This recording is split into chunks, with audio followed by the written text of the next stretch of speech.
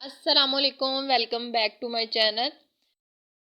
کیسے ہیں آپ سب دوستو؟ امید کرتی ہوں آپ سب ٹھیک ٹھاک ہوں گے، خیر و عافیت سے ہوں گے۔ آج ہم دیسی گھی بنائیں گے، بغیر مکھن بنائے، بغیر ملائی کو جاگ لگائے، اور اتنا یمی یہ دیسی گھی اور اس کے ساتھ جو حلوہ بن کے تیار ہوتا ہے۔ میں نے ایکسپیریمنٹ کیا، اتنا زبردست کامیاب رہا، سوچا آپ کے ساتھ بھی شیئر کروں۔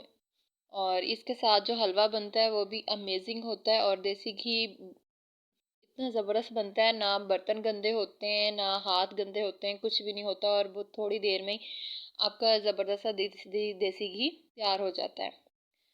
اسی کے ساتھ فرینڈس، اگر آپ کو میری یہ ریسپی پسند آئے تو ویڈیو کو لائک ضرور کیجیے گا، اور چینل پہ نئے دیکھنے والے ہیں تو چینل کو ضرور سبسکرائب کیجیے گا۔ چلیں سٹارٹ کرتے ہیں۔ بسم اللہ الرحمن الرحیم۔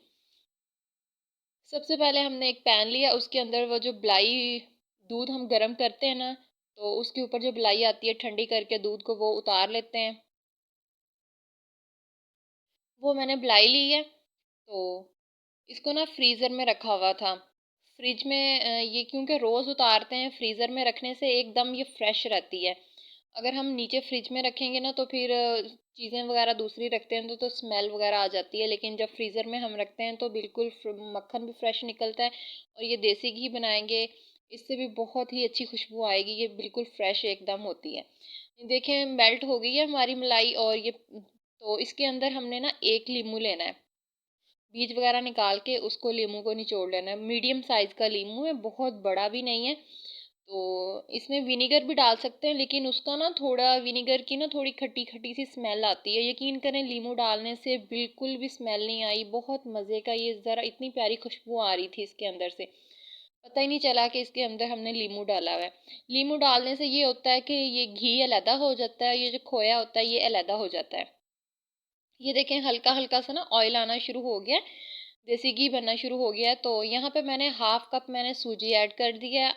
اگر آپ سوجی کا حلوہ کھانا پسند کرتے ہیں تو سوجی ایڈ کر لیں، اگر آپ کچھ لوگ آٹا بھی یہاں پہ ڈالتے ہیں تو آٹا بھی ڈال سکتے ہیں، لیکن میں نے یہاں پہ سوجی ڈالی ہے۔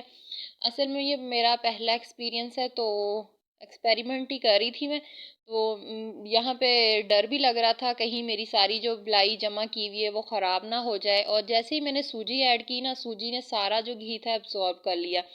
یہاں پہ مجھے اور بھی ڈر لگ رہا تھا کہ پتہ نہیں کیا ہوگا، لیکن اللہ کا شکر ہے بہت ہی کامیاب رہی یہ ریسپی، بہت ہی زبردست۔ تو جیسے جیسے ہم نے سوجی کو نا بھونتے جانا ہے تو اس نے جو سارا گھی ہے نا دیسی گھی وہ چھوڑ دینا ہے، تو بہت ہی زبردست یہ ریسپی ہے۔ تو اس کے ساتھ آپ کو زیادہ محنت بھی کرنی نہیں پڑتی، اور سردیوں میں آئلی برتن بھی دھونا نہیں پڑتے۔ یہ دیکھیں جیسے جیسے سوجی کو بھون رہے ہیں نا ہم اندر، تو یہ کیا ہے کہ گھی بالکل سیپریٹ ہوتا جا رہا ہے، اور گھی بھی کافی نکلا تھا۔ ایک یہ نہیں کہ گھی بہت تھوڑا نکلا ہو، گھی بھی جتنا بلائی ہو، اگر آپ کی گائے کا دودھ ہے تو اس کے اوپر موٹی بلائی آتی ہے، اس کا گھی بھی اسی مقدار سے نکلتا ہے۔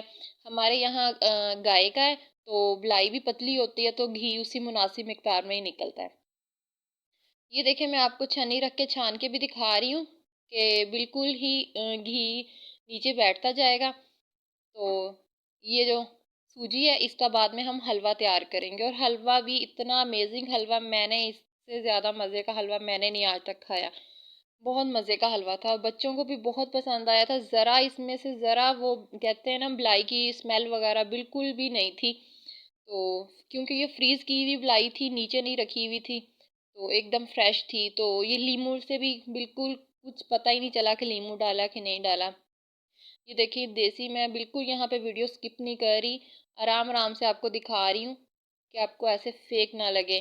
تو یہ دیکھیں دیسی گھی بالکل علیحدہ ہو گیا ہے، اور وہ سوجی ہے وہ علیحدہ ہم نے کر لی ہے، لیکن دیسی گھی تو میں نے نکال لیا تھا۔ یہ دیکھیں کافی تقریباً 1.5 پاؤ تک دیسی گھی نکلا تھا، لیکن بعد میں کیا ہوا کہ مجھ سے نا یہ ہاتھ لگنے سے یہ کانچ کا باؤل تھا ٹوٹ گیا، اور دیسی گھی تھوڑا سا بچا، باقی سارا گر گیا۔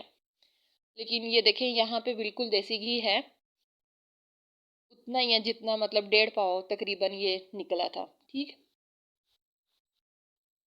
اب یہاں پہ یہ جو سوجی بچ گئی ہے نا، اس کو دوبارہ ہم پین میں ڈال کے نا اچھی طرح سے، تو پھر اس کو بھونیں گے۔ آپ نے یہ چھنی میں ڈال کے اچھی طرح سے پریس کرنا ہے، دیسی گھی نا کافی زیادہ اس میں ہوتا ہے، تو स्पैचुला की मदद से कर लें या चम्मच की मदद से कर लें। अब दोबारा इसी में भी अभी घी है, तो इसको हम मज़ीद थोड़ा सा और भूनेंगे और खुशबू के लिए हल्की सी खुशबू आए, जैसे खोए वगैरह में आती है हलवे में, तो इलायची पाउडर ऐड कर देंगे। बहुत ज़बरदस्त यहाँ पे खुशबू आना शुरू हो जाती है। तो इसके साथ ही हम चीनी ऐड कर लेंगे। अगर आप शक्कर ऐड करना चाहते हैं वो कर लें। मैंने यहाँ पे चीनी ऐड की है 1/2 कप। तो अपने टेस्ट के हिसाब से आप चीनी ऐड कर लीजिएगा, जितना मीठा आप खाना पसंद करते हैं, ठीक। तो इसको हमने बस थोड़ा सा भूनना है।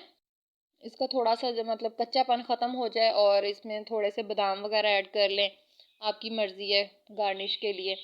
तो इसको जैसे जैसे भूनते जाएंगे ना, इसमें फिर से ऑयल निकलना, घी निकलना शुरू हो जाता है।